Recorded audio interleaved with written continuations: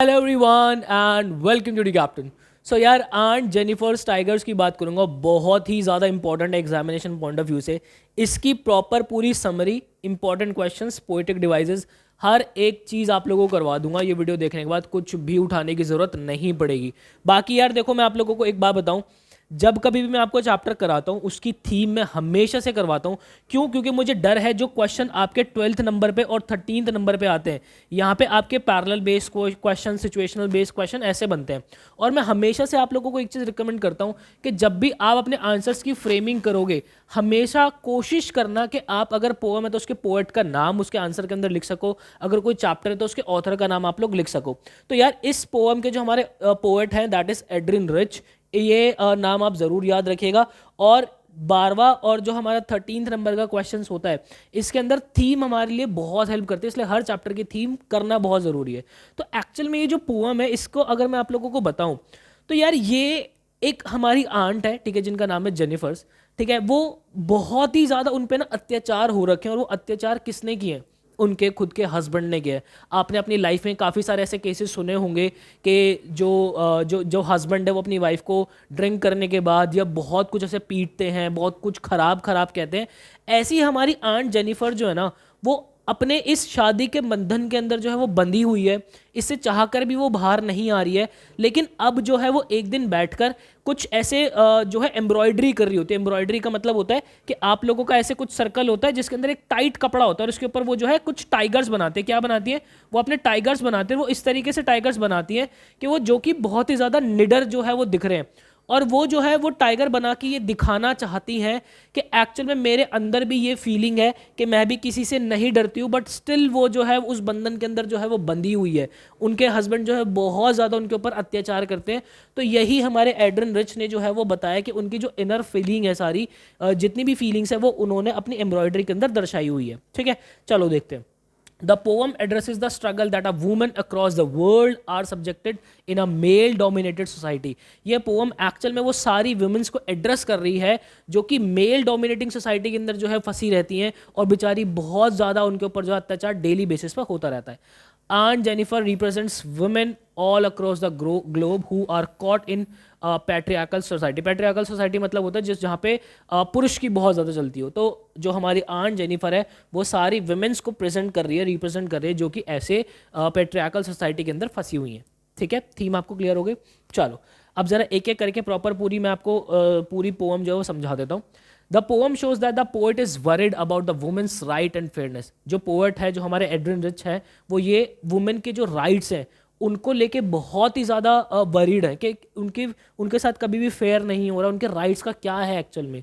ठीक है, aunt Jennifer is making tapestry with tigers on it. ठीक है, she wishes she had the same strength and freedom as tiger she is weaving. जो हमारी aunt Jennifer है वो actually embroidery कर रही है और वो यहाँ पे जो है वो विश करती है कि जिस निडरता के साथ मैंने ये शेर जो है, जो टाइगर मैंने इसके अंदर बनाए हैं, उतनी ही स्ट्रेंथ, उतनी ही निडरता मेरे अंदर भी हो। In the conventional male dominant world, a married woman who was only supposed to be dutiful homemaker, ऐसे डोमिनेंट वर्ल्ड के अंदर जहाँ पे सिर्फ और सिर्फ मेल डोमिनेंस हो, वहाँ पर एक जो वुमेन है वो सिर्फ और सिर्फ अपनी एक ड्यूटी जो है वो निभा रही है डेली बेसिस की। ठीक है, this women through the world of Aunt Jennifer's, ठीक है, tells us about her inner desire to free herself from the constraint of an abusive marriage. यहाँ पे जो है आंट जेनिफर एक्चुअल में अपने अंदर की इच्छा जो है बताना चाहते हैं कि वो खुद को फ्री करना चाहती है किस कंस्ट्रेंट से, किस बंधन से, जो कि अब्यूजिव मैरिज है। ठीक है, एंड पैट्रियार्कल सोसाइटी, और ऐसी सोसाइटी से जहाँ पे सिर्फ और सिर्फ पुरुष की, सिर्फ और सिर्फ मर्दों की चलती हो।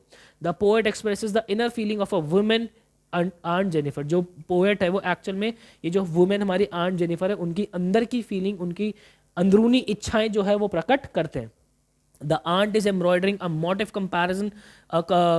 comprising of vibrant fearless tigers। जो हमारी आंट है वो क्या क्या बुन रही है? वो बुन रही है वाइब्रेंट फियरलेस टाइगर्स को, जो कि बहुत ही फ्रीली जो है वो मूव कर रहे हैं एक ब्राइट ग्रीनरी के अंदर, हरे जंगल के अंदर, जो बिल्कुल फ्रीली मूव कर रहे हैं। तो वो अपनी अंदर की इच्छा जता रही हैं कि हाँ मैं भी ऐसे फ्रीली मूव करना चाहती हूँ। However, she herself is living in a life submissiveness to her husband command, जो कि लेकिन वो खुद जो है एक ऐसी लाइफ के अंदर जी रही है जिसकी कमांड जो है वो सिर्फ और सिर्फ उसके हस्बैंड के हाथ में ही है, ठीक है। Her acts are dominated by him, जो उनके एक्ट्स होते हैं वो उसके हस्बैंड के जो है वो डोमिनेट किए जाते हैं। And she fears him constantly, और वो हमेशा अपने हस्बैंड से जो है वो डरती रहती है। अब आप खुद सोचो, मान लो आप किसी एक ऐसे रिश्ते के अंदर हो जहां आपको जो है सामने वाले का सिर्फ और सिर्फ डर हो, और आपकी खुद की जो इच्छाएं हैं वो आप चाह कर भी जो है वो व्यक्त नहीं कर पा रहे हो।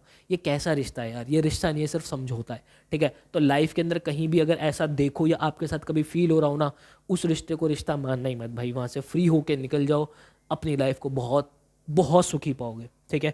This pattern of the free and fearless tigers reflects her inner desire to live free and fearless life. जो पैटर्न उन्होंने बनाया है, जो जिस तरीके से फ्री और फियरलेस टाइगर उन्होंने बनाया है, वो उनकी अंदरूनी इच्छा दिखाते हैं कि वो भी ऐसी फ्री और फियरलेस लाइफ चाहती है। The tigers are graceful, elegant and bright. जो टाइगर्स है वो बहुत ही ग्रेसफुल है, एलिगेंट और बहुत ही ब्राइट वहाँ पे बनाए हुए हैं।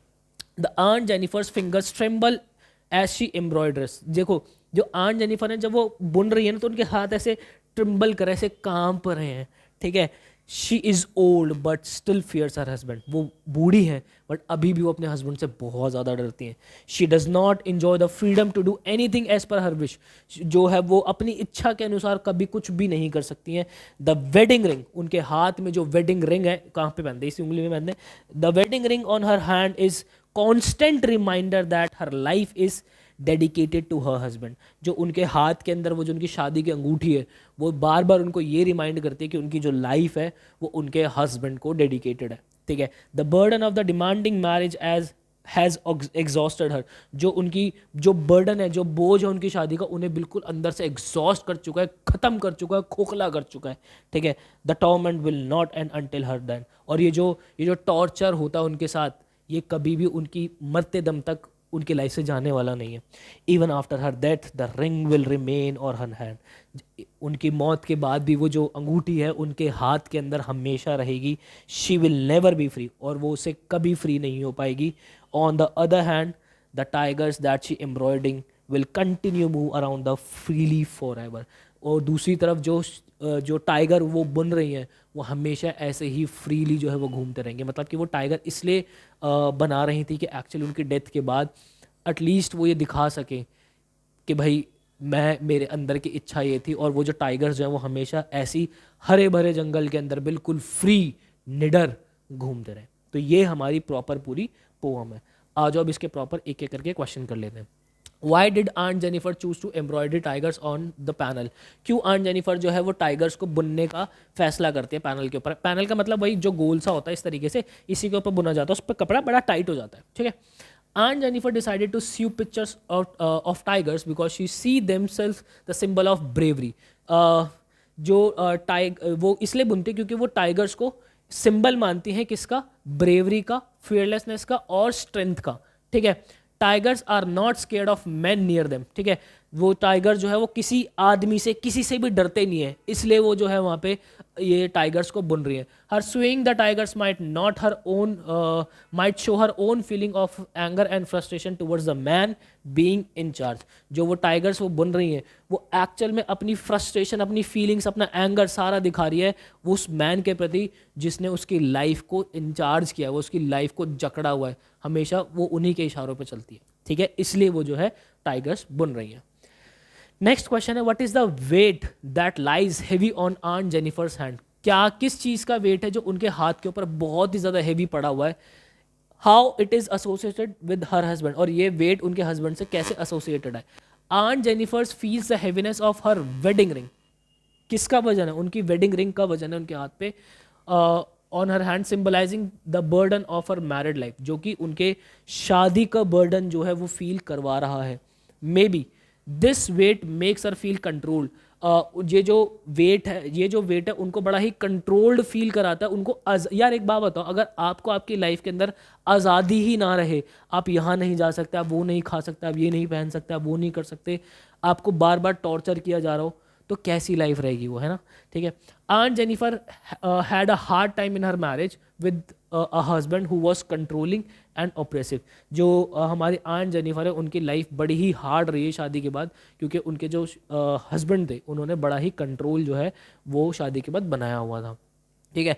What will happen to aunt Jennifer tigers when she dead, क्या होगा उनके टाइगर्स को जब हमारी आंट जेनिफर मर जाएंगी।